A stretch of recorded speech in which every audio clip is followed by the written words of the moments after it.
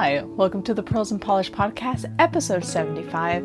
I'm your host, Rachel, coming to you from just outside Sacramento, California. If this is your first time joining us, welcome. I'm so glad that you found us. And if you're a returning viewer, welcome back. This is my little corner of the internet where I talk mostly about knitting, some crochet, and what other crafter things I happen to be up to. It's been a couple weeks since our last episode, and I'll talk about that more in life updates. But if this is your first time joining us, again, welcome. Anyone that I mention in today's episode is going to be linked down below. So that's all the makers, designers, dyers, anyone else I talk about. And you can also find links to my Ravelry, Instagram, and email down below. So let's start with today's episode, starting with finish objects. I have one pair of socks that are done, and I finished them yesterday at my parents' house. I haven't had a chance to block them yet since I literally finished them yesterday afternoon. By the time we got home and everyone went to bed, it was a little late in the evening to block them. So I decided to wait a little bit and I'll just block them a little later today. But here are my...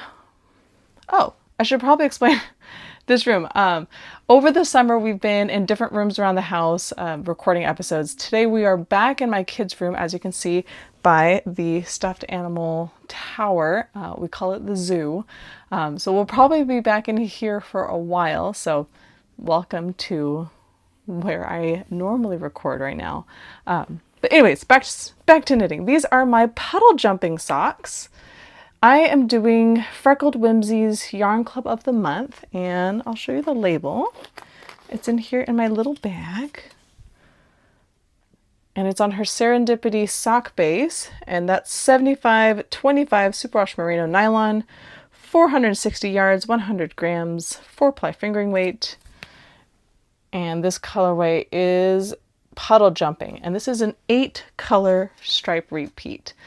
The last couple months have been 6-color repeats, which I really enjoyed having 6 colors, but the stripes were a little thicker. Since these are 8-color repeats, the stripes are just a little bit thinner, not by much, but there we are. I did a vanilla sock with these. This is my Foundations Socks pattern. It's written by me. It is free on Ravelry, so links to that are down below. Please check it out. But I really liked these colors. I liked how they were both kind of bright, but also muted. I don't know how you could have both, but I liked that they were in that kind of more muted color palette. So I wanted to do something that just let the colors just be. One of the things that is offered in this yarn club is a coordinating mini that goes with the main color. And I only order the main color, so like I have some left. But I kept seeing all these different samples and all these different socks knit up that had a coordinated knitting. And I got a little FOMO and I thought about changing my subscription. And then I was looking for something and realized I have a ton of minis and scraps and partial skeins. I have plenty of colors to choose from to do a coordinating mini. So I dug into my stash. I found this little like wine color, which is what I use for my heel and cuff. It's not an exact match. And I had to kind of let that go. I know I talked about that in last episode. I had to let go that it was not going to be an exact match because it's not the same yarn dyer. It's not the same color stock.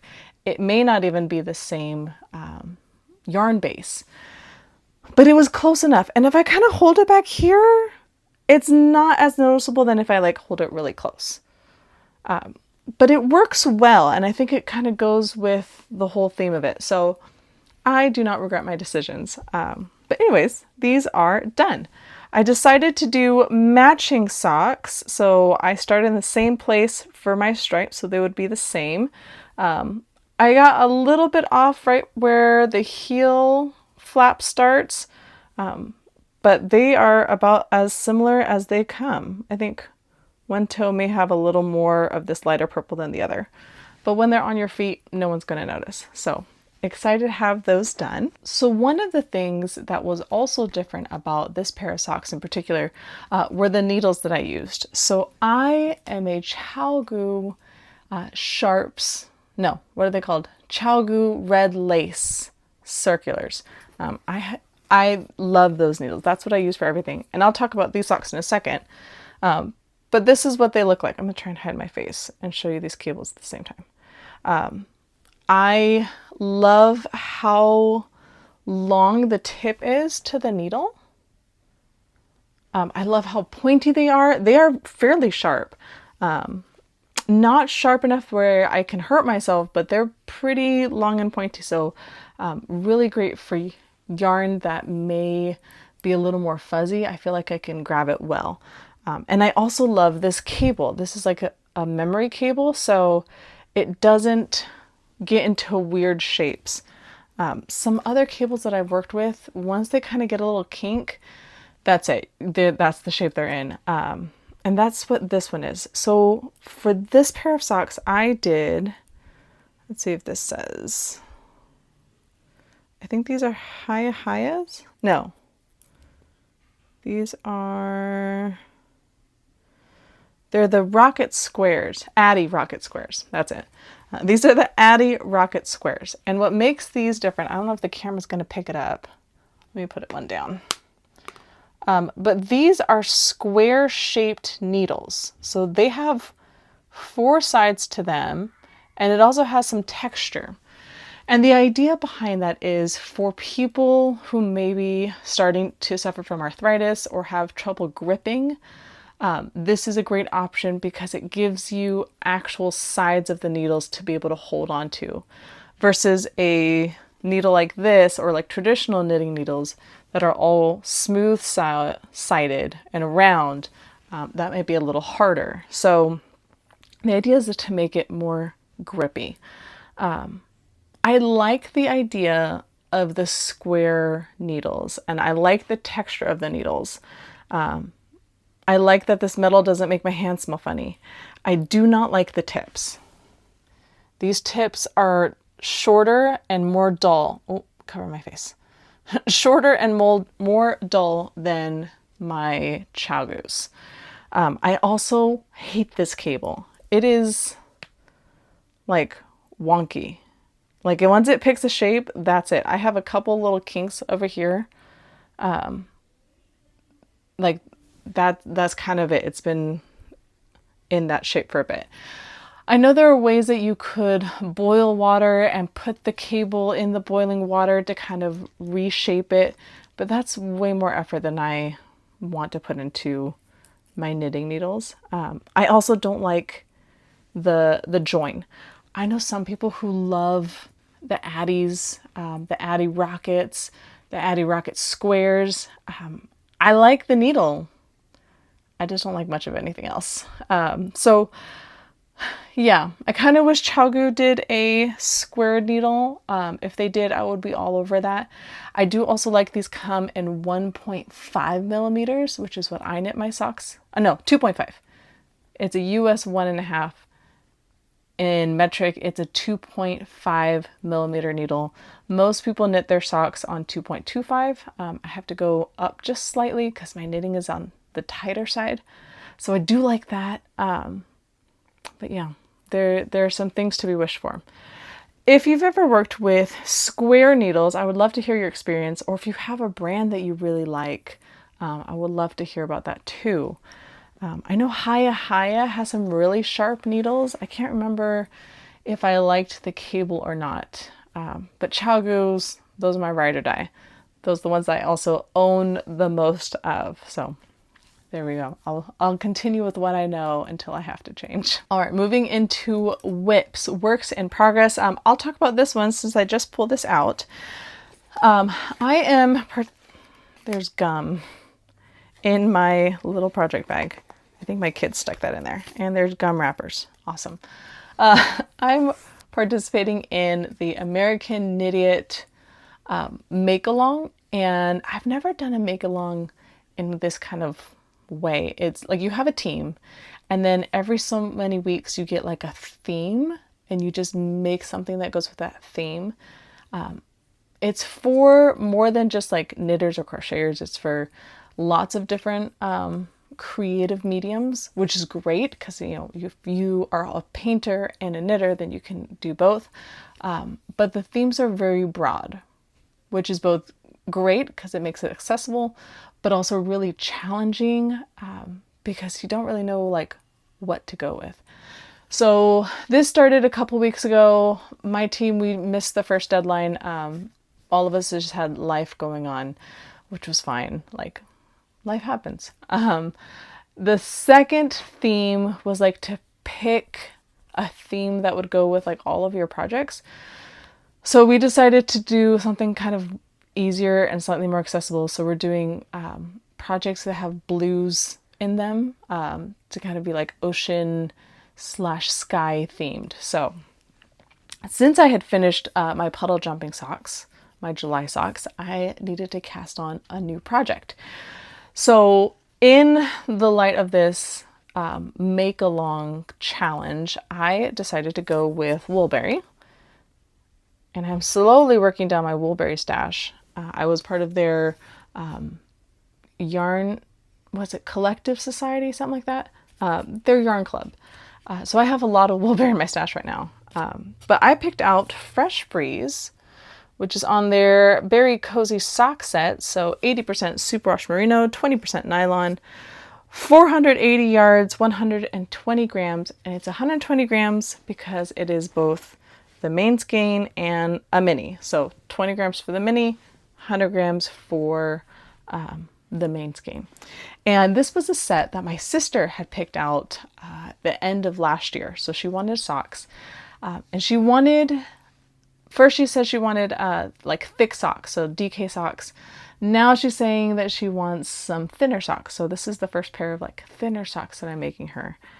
So I cast these on this morning. I cast them on before church, worked on them during church, and now I've got like the first 2 rounds of the leg done. So very new cast on. I wanted to do something that was not going to be too like brain intensive, but I also wanted something that had a little bit of texture because these are just beautiful colors. I mean, that's, for me, that's like a California coast ocean, kind of dark.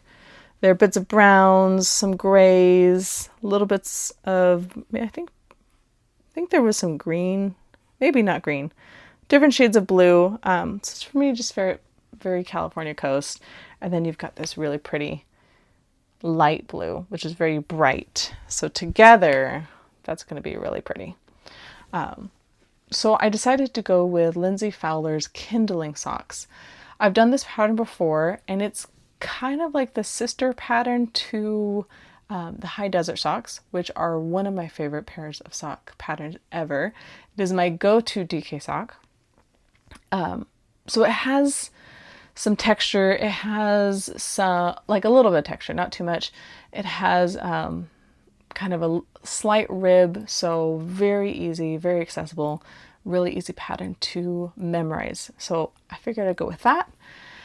Then if my sister decides she doesn't really care for this particular style of sock and would rather have the really thick socks, then I can adopt these back into my collection and just make her more of the DK weight socks. But that is my current, well, my newest work in progress. So I'm going to put all this back in my bag. I went through my bag stash and I picked this one out. Llamas and Sweaters. I don't remember who gave me this. This is from the Tote Project. I know I got it. I think I got this one for Christmas from like a yarn swap. And I liked it so much I went and like on the website and bought another one. But I don't remember who gave it to me. But anyways, working on that. So that will be kind of like the travel project. So the other project I've been working on is the Rainbow Ripple Blanket. And I talked about this in at least the last episode, maybe the episode before that. But the short version is I have an advent left over from Maggie of Yarnaceous Fibers from 2023, 2022. It's been sitting in my closet for a bit, so I wanted to do a blanket with it. It's a fade, so really wanted to do like a circular blanket so I could really see the fade. And I'm holding it double with white. And I'll show you my progress. So you start in the middle and you work your way out. Let me see. Yeah, you can see that. So I've done yellows, transitioned into oranges, like orangey reds, and now I'm into purples. And this has been a great project for the end of the day when the kids have gone to bed, we've taken the dog out, and my brain is kind of mush. I don't really want to think super hard. So this has been a great repetitive project to work on. It is a crochet project, and my crochet is not nearly as fast as my knitting. So that also has been good to kind of slow down. But I am almost done with the first ball of minis. So I put all my minis together in a big magic knot ball, put it through my skein winder, you know, this thing, the skein winder. So I'm almost done with the first ball. So this is close to 200 grams, and this one is the other half, and it's starting to unravel a bit, so it's a bit of a mess. I'll show you this end too. See, it is so messy.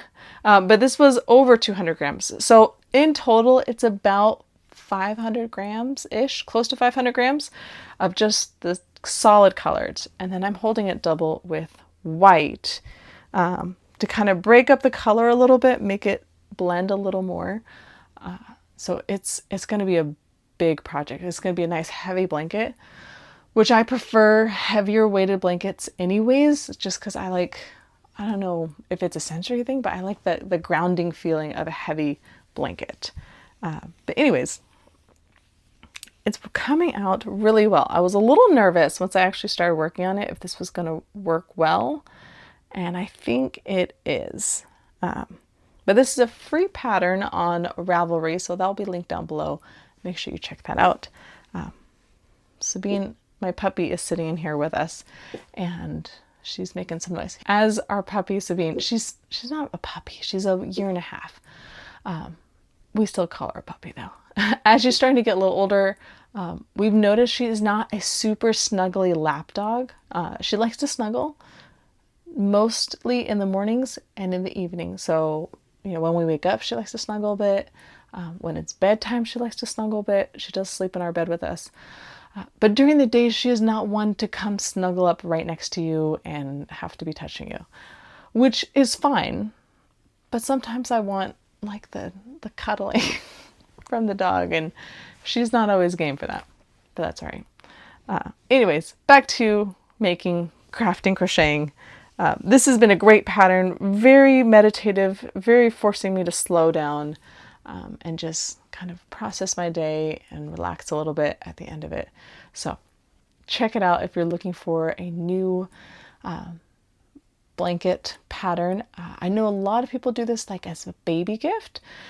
I believe the pattern is written for a thicker gauge yarn, like a worsted, almost Aran weight. This is going to be a DK weight blanket, so it won't be nearly as big or squishy, but still a great pattern. So definitely check that out. All right, let's move into reading and watching. I am still reading The Lady's Road Guide to Utter Ruin by Alison Goodman. I haven't had a ton of time to read over the last couple weeks, so I'm almost done, but it's just life just kind of got in the way, so I haven't had a chance to read a whole lot of it. My kids are listening to Scott Westerfield? Yeah, Westerfield's book Leviathan, which was just made into a Netflix show. We, and by we I mean my husband and I, have read all three of the books, Leviathan, Behemoth, and Goliath. Behemoth? I think it's Behemoth. And Goliath. We read those years ago when they first came out, and we really enjoyed them. It's a alternate historical fiction. So it's set during World War I, except that on top of all the geopolitical issues going on that went on during World War I, you have an added aspect that Great Britain, France, kind of those powers, they also have a science that allows them to take the life thread of animals and create different kind of hybrids. So they have an airship that looks like a blimp, but it's actually a whale. And they have all these different animals in it that do all sorts of different things. And the German, Austrian side of Europe, they are all clankers. So they are all use machines. So they have walkers and like trains, but they have arms. So it's just different. So you have that added kind of steampunk layer to this alternate history book. And then you have these two characters and their stories are being told simultaneously. So I watched the show and really enjoyed it. I believe it was done in Japan first and then redubbed into English when it came over here. So it does have that kind of anime style of drawings and art. It is a little slower than the book, but they're trying to put in a lot of information into like 12 episodes. So the show was good. Not as good as the book, but I thought my kids would enjoy the book since one of the main characters is a girl. So we have been listening to that and they're very into it. So check that out if you are looking for something for kind of your older elementary kids.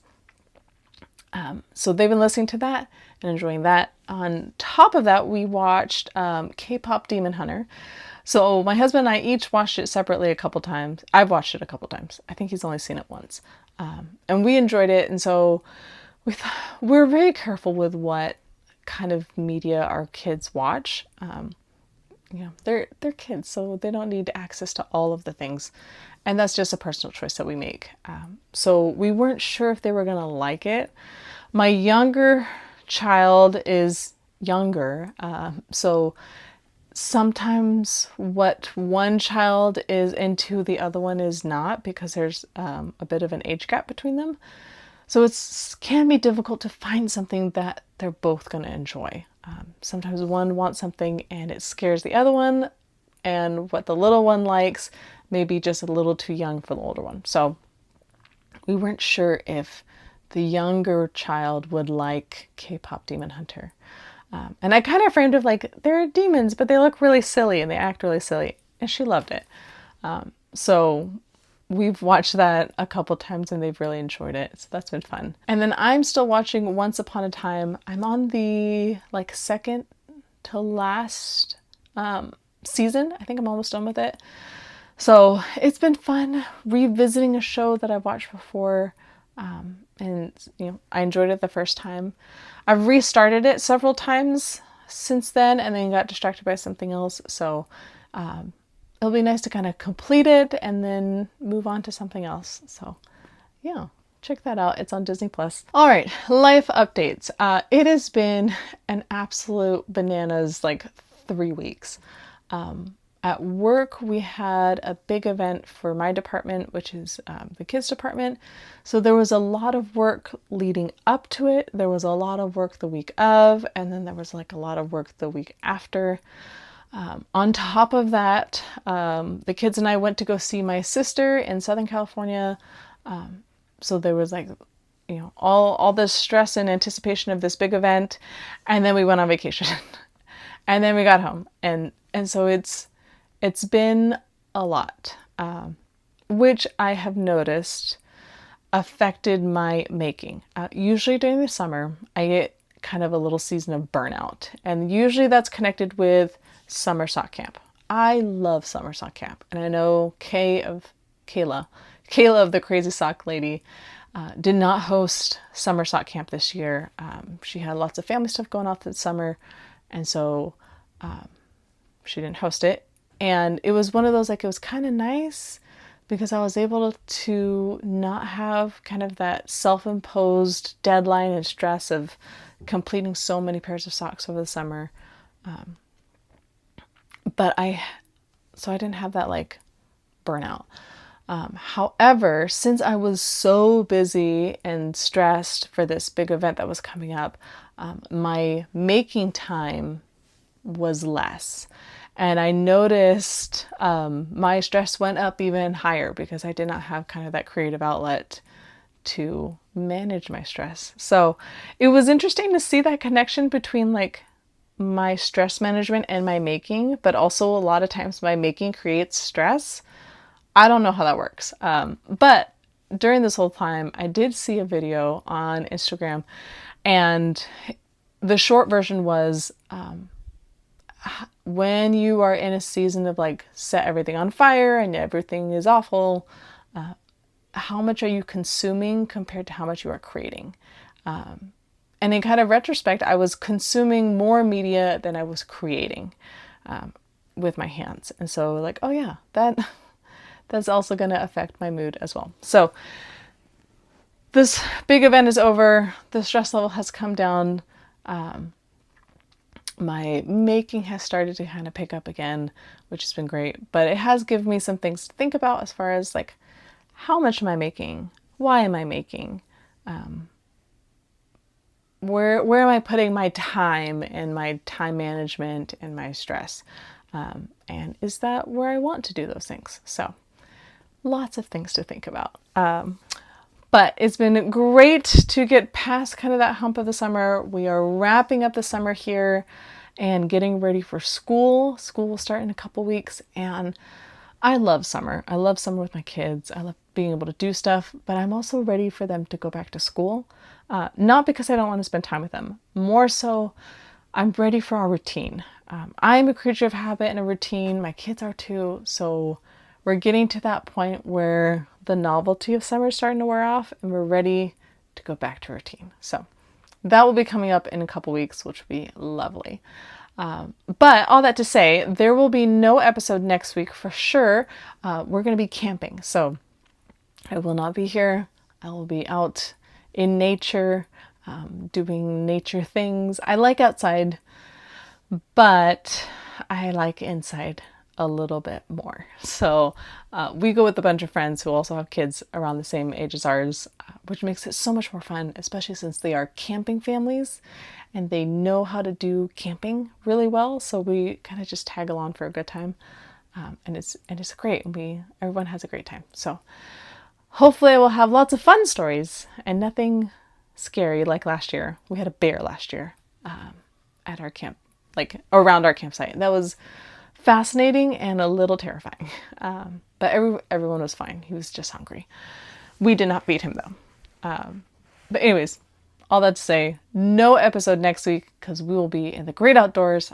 But we will hopefully be back to a more regular scheduled episodes with more things to show you very, very soon once school starts up again.